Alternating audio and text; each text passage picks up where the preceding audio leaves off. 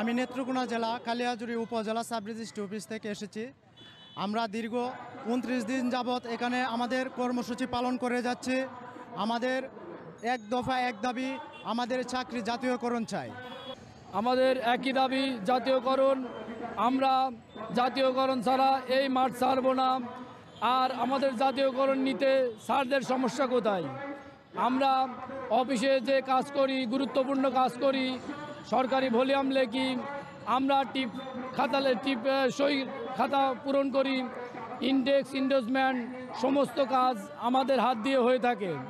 অথচ আমরা অফিসের 80% কাজ আমরাই করে থাকি। অথচ এই অবহেলিত নকলনবিশ জাতি আজ পর্যন্ত 200 বছর যাবৎ কোনো আলোর মুখ দেখে নাই। তাই আমরা সবাই সারা বাংলাদেশ 516টি সাব রেজিস্ট্রি অফিসের নকলনবিশ রাজপথে নেমেছি জাতীয়করণ উপলক্ষে। জাতীয়করণ ছাড়া আমরা বাড়ি ফিরব না। আমি ঠাকুরগাঁও সাব রেজিস্ট্রি অফিস থেকে আসছি। আমি 2004 সাল হতে এই সাব রেজিস্ট্রি অফিসের নকলনবিশ হিসাবে কাজ করে আসতেছি। আমরা অতিশয় দুঃখের সহিত বলতে চাচ্ছি যে আমরা 2004 সালে আন্দোলন করছি, 2008-9 সালে আন্দোলন করছি, 2016 সালে আন্দোলন করছি, 2018-19 সালে আন্দোলন করছি। কিন্তু প্রতিবারই আন্দোলন মুভমেন্টে আমাদেরকে সাবেক আইনমন্ত্রী মহোদয় এবং সাবেক আইজিআর মহোদয়রা আমাদেরকে মৌখিকভাবে ঘোষণা দিয়ে আমাদেরকে মাঠ থেকে উঠিয়ে নিয়ে যাওয়া হয়, কিন্তু তার পরবর্তীতে আমাদেরকে আর স্থায়ীকরণ করা হয়নি।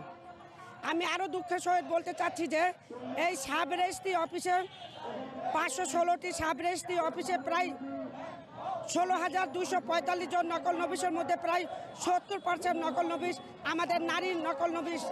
এই নারীরা অতিশয় দুঃখে দিন যাপন করতেছে। তারা কোনো মাতৃত্বকালীন ছুটি পায় না, কোনো ঈদের পূজাতে বোনাস পায় না।